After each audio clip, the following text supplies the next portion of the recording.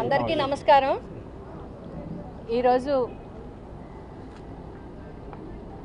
జగన్ గారి నాయకత్వంలో రాష్ట్ర ప్రజలకి రాబోయే కాలంలో అన్ని రకాల సంక్షేమాలు పేద బడుగు బలహీన వర్గాలకి యువకులకి మహిళలకి రైతులకి అందరికీ కూడా న్యాయం చేసే విధంగా పార్టీ పథకాల ద్వారా నడిపిస్తూ రేపు రాబోయే కాలంలో ప్రభుత్వం ద్వారా ఈ రాష్ట్రంలో ఉన్న ప్రజలకి సంక్షేమ పథకాలని అందిస్తూ రాష్ట్రాన్ని అన్ని రంగాలుగా అభివృద్ధి చేయడానికి ప్రయాణం చేస్తున్న జగన్ గారి నాయకత్వంలో ఈరోజు నేను పార్టీలో చేరడం జరిగింది।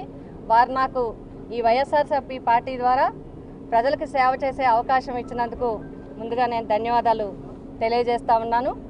అదేవిధంగా తూర్పుగోదావరి జిల్లా మరి జిల్లాలో కూడా అనేక సంక్షేమ కార్యక్రమాలు రాష్ట్ర వ్యాప్తంగా కూడా అమలు చేయవలసిన అవసరం ఉంది।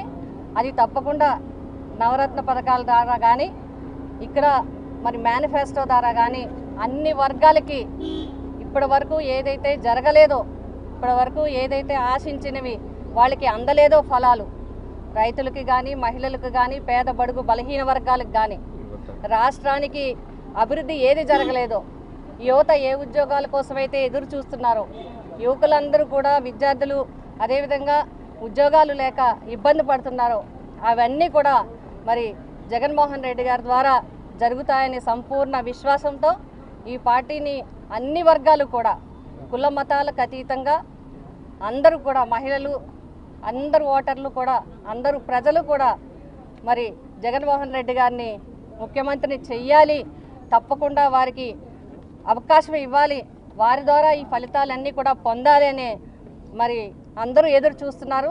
తప్పకుండా రాబోయే ఎన్నికల్లో వైఎస్ఆర్సీపీ పార్టీ విజయం సాధిస్తుంది। అందుకు సైనికుల్లా మేమందరం కూడా పనిచేస్తాము। ఆ విధంగా పనిచేసే అవకాశం కూడా నాకు ఇచ్చినందుకు మరొక్కసారి జగన్మోహన్ రెడ్డి గారికి అదేవిధంగా విజయసాయి రెడ్డి గారికి అందరికీ కూడా మరి తెలియజేస్తూ తప్పకుండా ఈ పార్టీని అందరూ గెలిపించాలి, అదేవిధంగా పార్టీని ఆదరించాలి। జగన్మోహన్ రెడ్డి గారు చేయబోయే అభివృద్ధిని మరి ఆంధ్రప్రదేశ్ ఆ ఫలితాలని అందుకోవాలి, ఆ విధంగా చేయాలని చెప్పి మరొకసారి అందరికీ కూడా కోరుతూ నమస్కారాలతో సెలవు తీసుకుంటాను। ప్రత్యక్ష ఎన్నికల్లోనే అవకాశం ఇవ్వాలని చెప్పి అధ్యక్షులు జగన్మోహన్ రెడ్డి గారిని కోరడం జరిగింది। తప్పకుండా ఆయన ఆ అవకాశం ఇవ్వటం జరుగుతుంది। వారు ఏది ఆదేశిస్తే ఆ విధంగా పయనించడానికి ఆ విధంగా ప్రజలకి సర్వీస్ అందించడానికి సిద్ధంగా ఉన్నాను। ఆదేశం మాత్రం పార్టీ అధ్యక్షుల వారిదే, వారు ఏ అవకాశం ఇచ్చినా అది చేయడానికి మేము సిద్ధంగా ఉన్నాం।